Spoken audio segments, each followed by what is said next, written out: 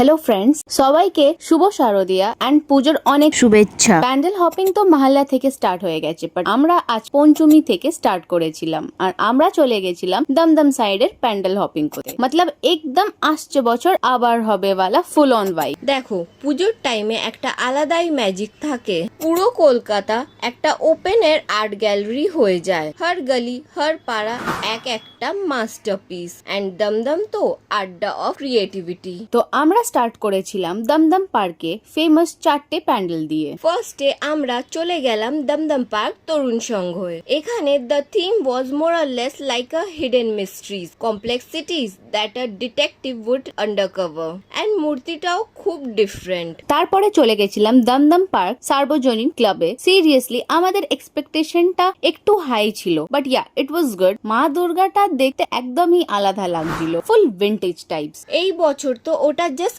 Amazing, এক কথায় অসাধারণ করেছিল। ভারত চক্রটা জাস্ট মিসই করা যায় না। আর এই বছর থিম ছিল তন্মন্ত্র। The best pandal in Damdam Park area. It was seriously unique, awesome and superb.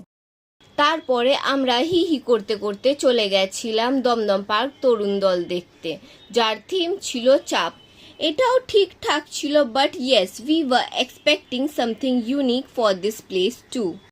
And then we went to see Shri Bhumir আশেপাশের প্যান্ডেলগুলো। নাম তো মনে নেই, বাট এটা দেখতে খুবই সুন্দর ছিল আর ইউনিক ক্রিয়েটিভিটি। এত ঘোরার পর তো আমাদের খুব খিদেই পেয়ে গেছিল, তাই আমরা খেতে চলে গেছিলাম। বাট দুর্গার পুজোর সময় রেস্টুরেন্টে জায়গা পাওয়া তো এতটা সহজ নয়, তাই খুঁজে খুঁজে একটা রেস্টুরেন্ট পেলাম, তাও আবার এতটা ওয়েটিং। তো আমরা গিয়ে অর্ডার করেছিলাম roasted chicken, drinks, mixed fried rice, chicken Manchurian and kung pao chicken. খেয়ে দিয়ে আমরা চলে গেছিলাম শ্রীভূমি দেখতে। আবার লাইনে ধাক্কা খেতে খেতে যেতে হবে, তাই আমরাও চলে গেলাম। বাট যাই বলো, শ্রীভূমিতে লাইটনিং মাস্ত করে।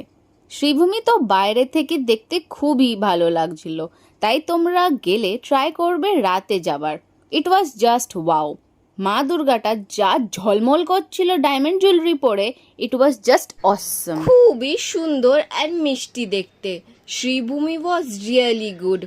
Sreebhumi was really good.